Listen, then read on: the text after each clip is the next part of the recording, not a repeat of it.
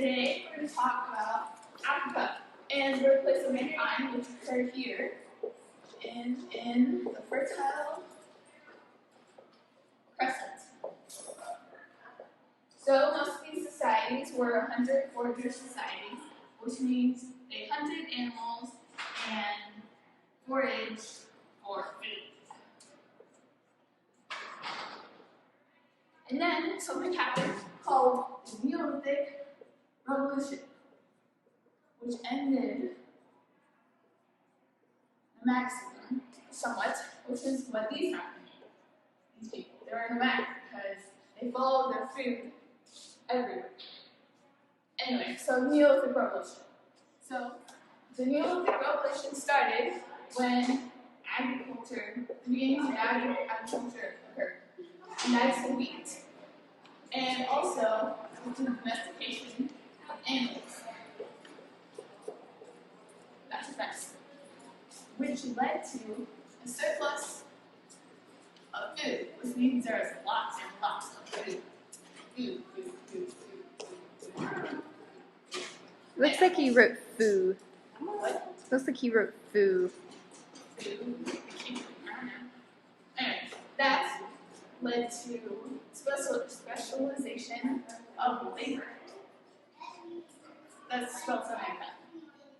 Which means that some people hunted with bows and stuff and killed things, while other people painted or domesticated metal.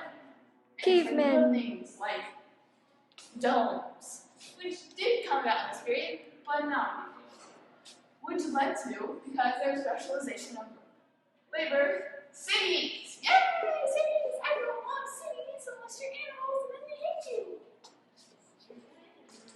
And cities, from cities, well, you need, because cities came about because there's surplus of food, but the food had to be grown because of agriculture, which means that you had to build a society in one place. You couldn't travel because you had to grow the food. And because of cities, you had complex social hierarchies. Or they grew more complex. They were really complex. Anyway, which led to something called Hammurabi's Code. This was one of the first law codes.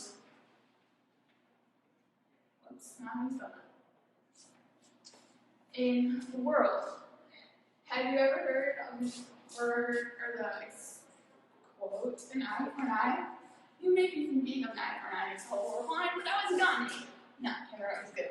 He said an eye for an eye and a tooth for a tooth. This law was very harsh and favored the upper classes. We are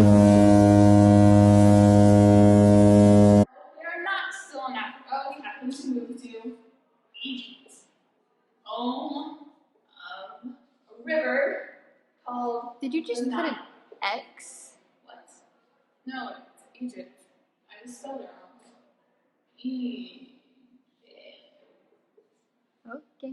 Anyway, the Nile was the lifeblood of the Egyptians, or so they say. And they built their cities around and near this. So Egypt was a special society because they believed in a god called Ra. Ra was their sun god. And they say that their pharaohs were Ra's they were Ra. So is Ra their only god? No, there were other gods, but they were that important. Anyway, the pharaohs, they led Egypt and stuff. And so they also built the pyramids because they were super fixated on the afterlife, which also has stuff to do with that, but we're not here on that. Anyway, and that's fine.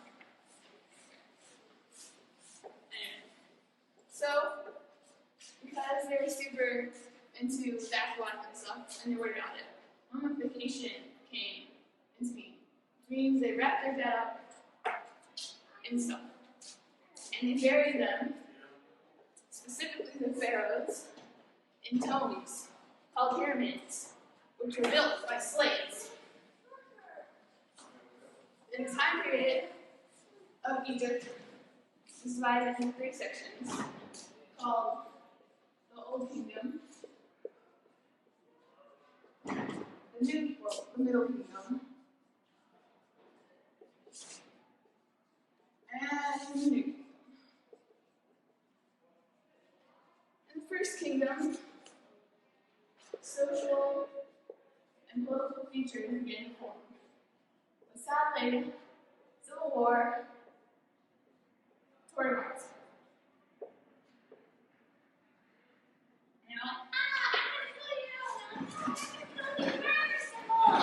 And so, chaos. And then, the Middle Kingdom formed. And they're like, oh, this is great, this is so long, And then their foreign invaders that came and crushed them. And they're under the rule of these people for a long time. Although these people did do some good because they taught new technology to these people.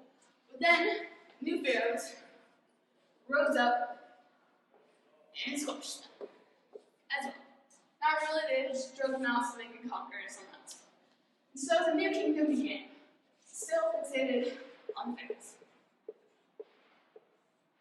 And then that also ended with a bunch of political struggles and no, there were no sacrifices, but basically everyone died.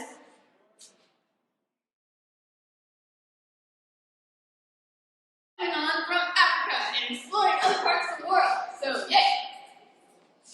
So in this river valley civilization formed somewhere here, which is present-day Pakistan. And we don't know much about them because they mysteriously disappeared. How? No one knows, because it was mysteriously. Anyway, they were a pretty advanced society, and we were pretty sure that they were very centralized because every single one of the cities had identical layouts. Like, what? That's like mind-blowing. Anyway, it was super cool. Like, each town, this would be the center, and there would be like something. And then there would be a city, and like another building, and another building, and a village for every single one. Sound like super cool? Anyway, yes, moving on. So, they mysteriously disappeared, but they were advanced, almost as advanced as Rome. But that's not what they said. Moving to China. So, China. China is here. And China had dynasties. And they were ruled over by an emperor. I think you spelled that wrong. Well, it was a talented forming of the word. Okay. So anyway, yep, it's China in a nutshell. Except they also had to be very coordinated and also probably centralized because they built ginormous dams and the Great Wall, although that was not in this time period, and they drained swamps and had rice paddy farming, which was some of the most extensive labor thing they could find. And yeah, that was China. Again.